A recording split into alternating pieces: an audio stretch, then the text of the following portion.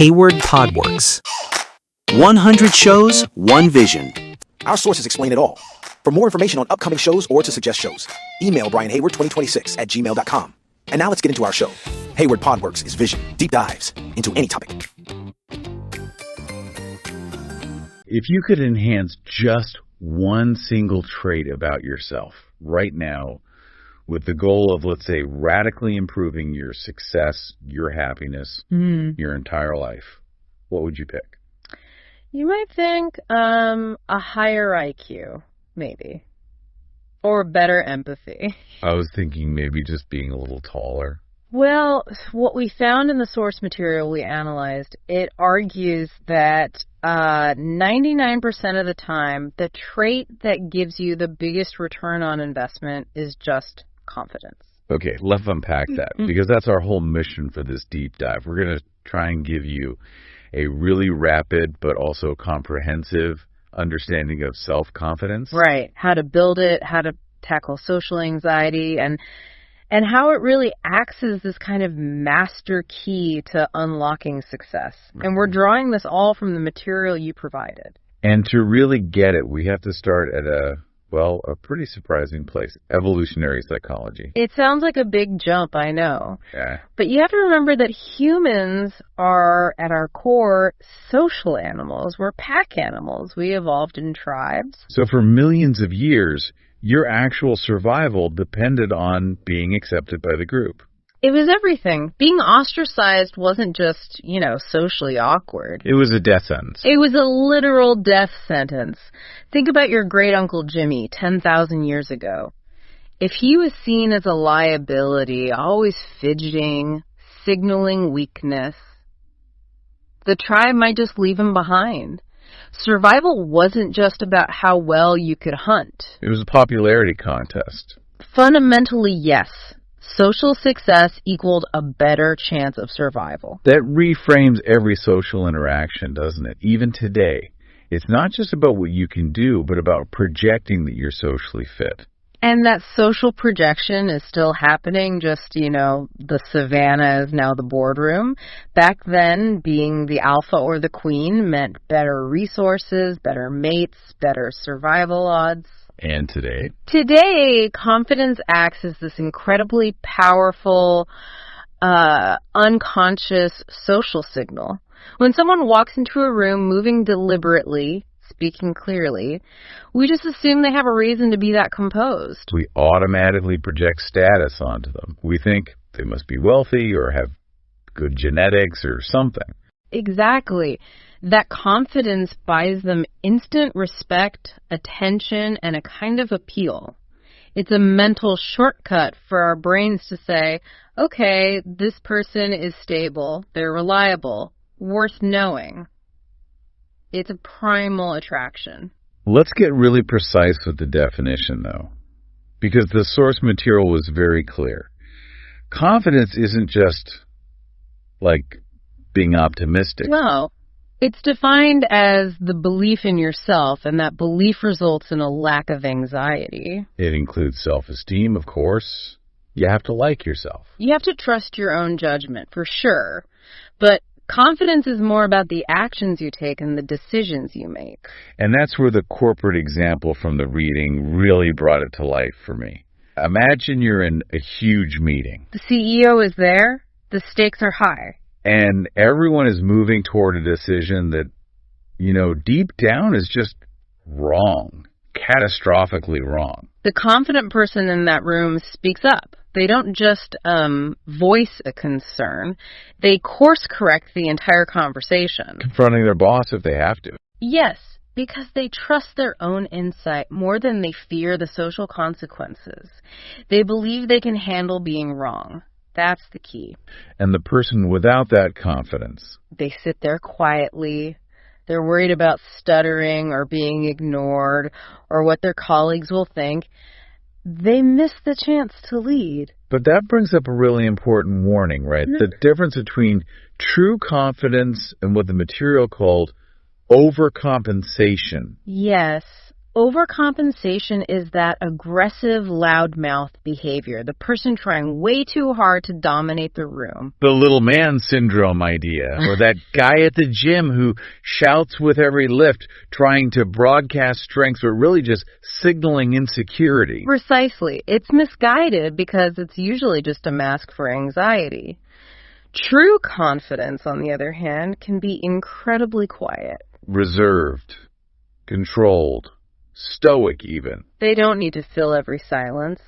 They listen, they observe, and when they do decide to speak, everybody listens. Okay, so if that's the goal, this quiet, controlled confidence, what's the fix?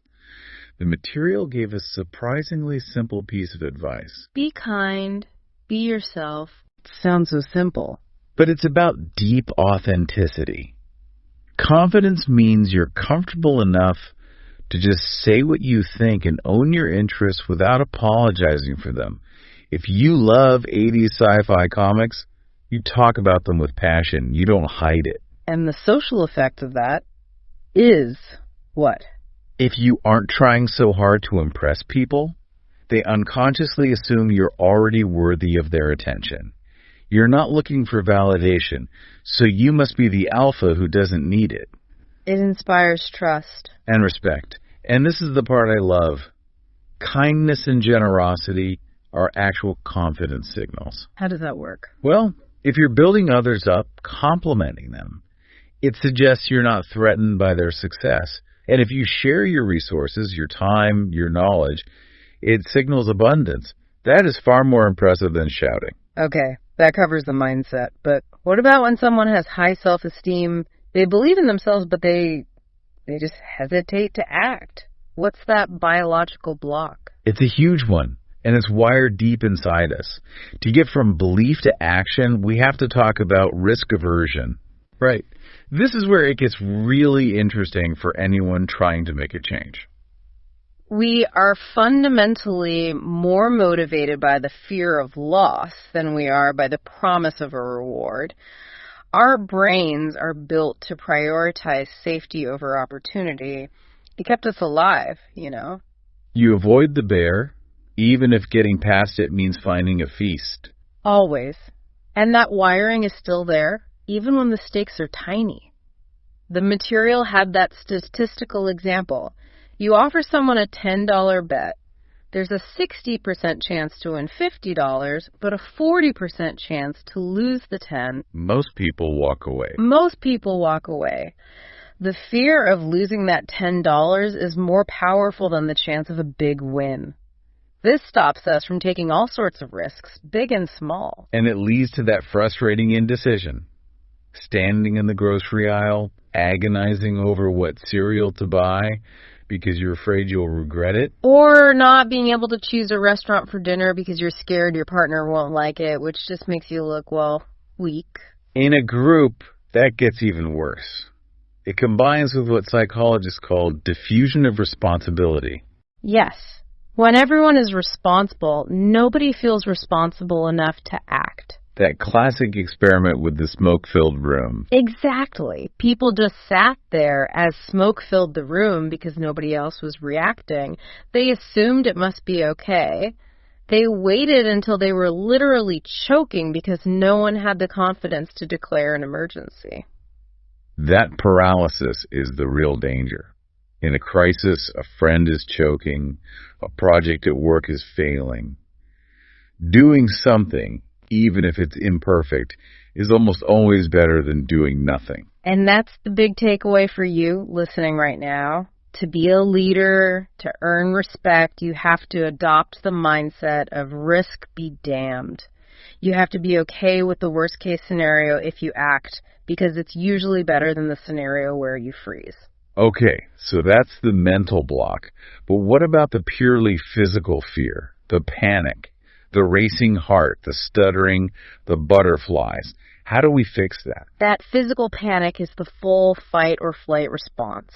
Adrenaline, cortisol, your rational brain, the prefrontal cortex just shuts down for a moment. Because getting laughed at in public feels, to our ancient brain, like a survival threat. Exactly. Approaching a date triggers the same chemistry as running from a lion.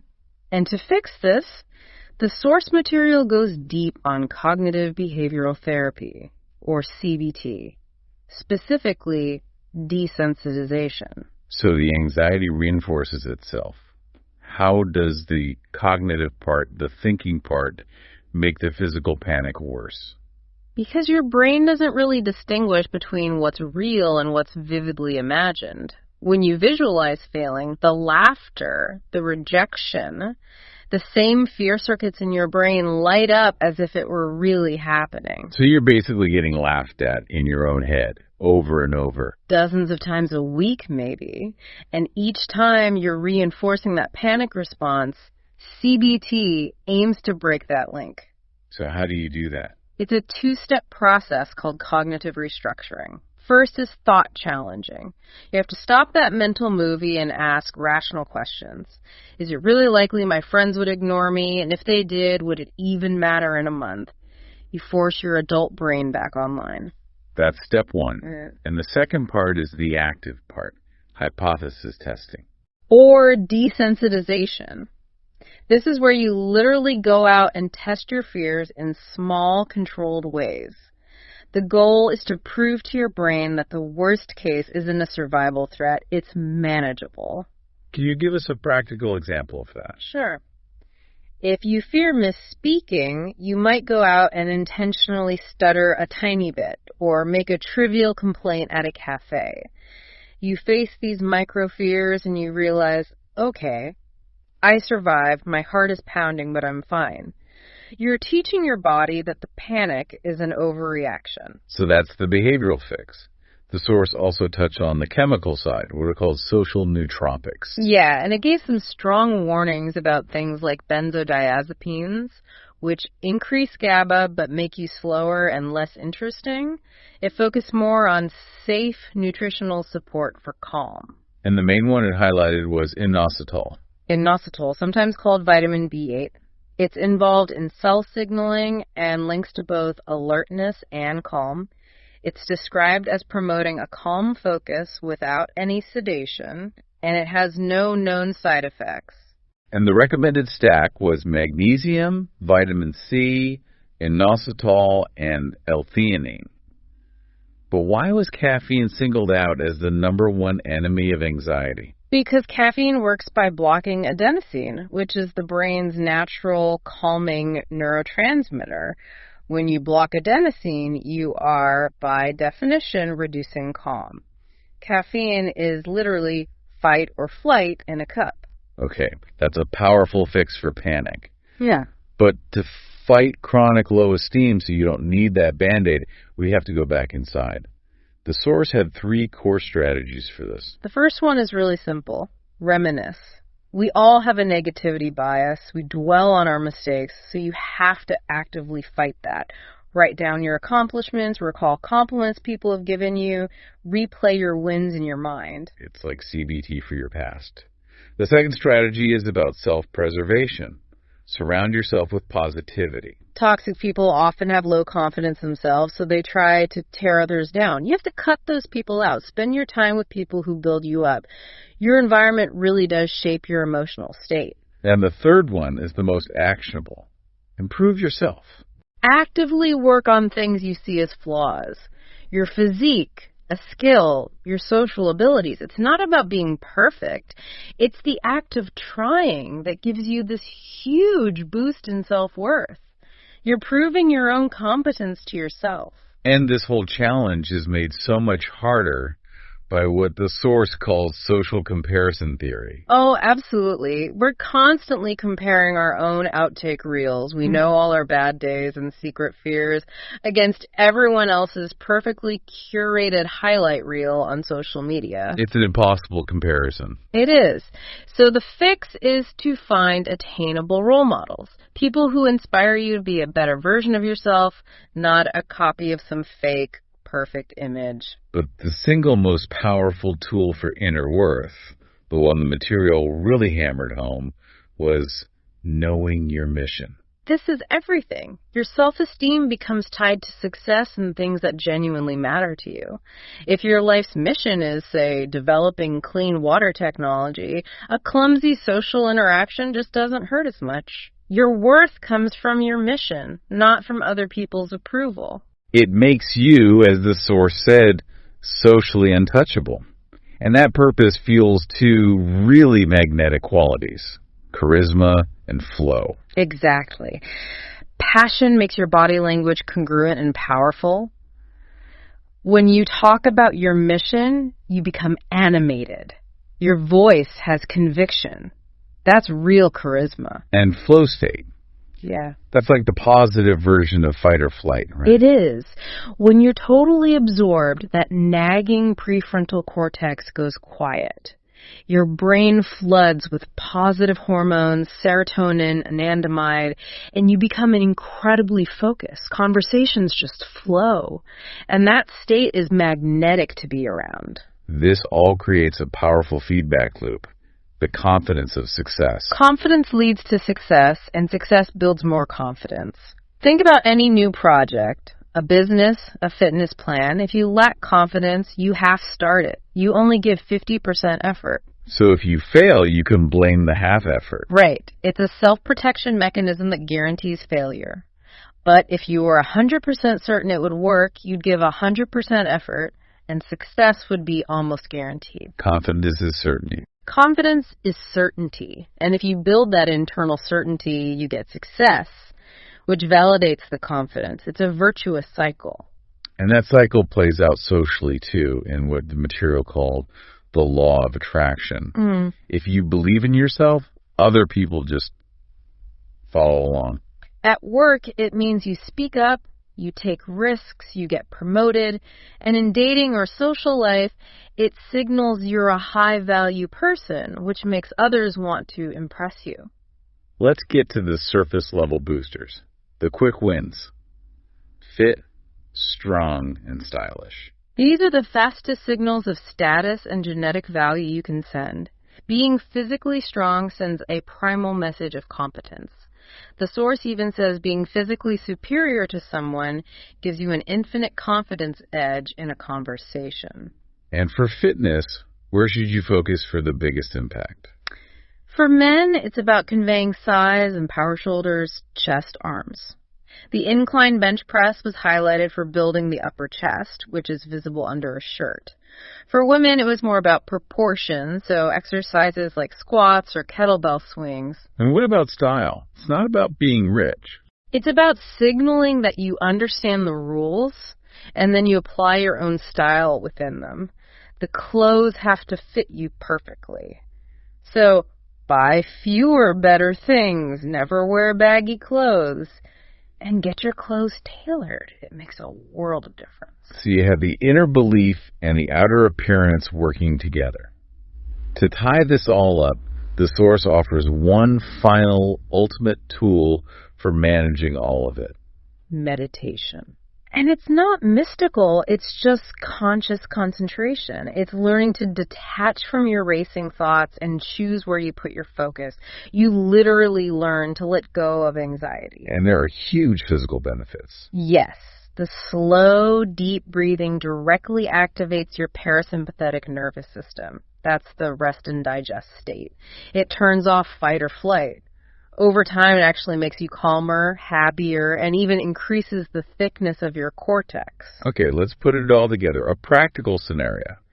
Someone who has mastered all this walks into a new social setting, like a bar. How do they act? How do they become magnetic? The biggest shift is internal.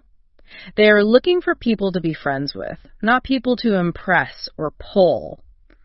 That removes all the desperation and neediness. They're just relaxed and authentic. And what are the specific actions they take?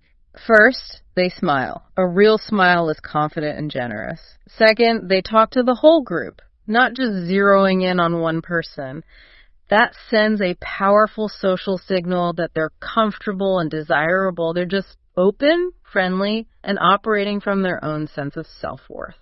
That is a complete transformation package. Yeah. So for your confidence checklist, it's find your mission, Stop seeking approval. Be decisive. Face your fears. Be kind. Fix your health. Dress well.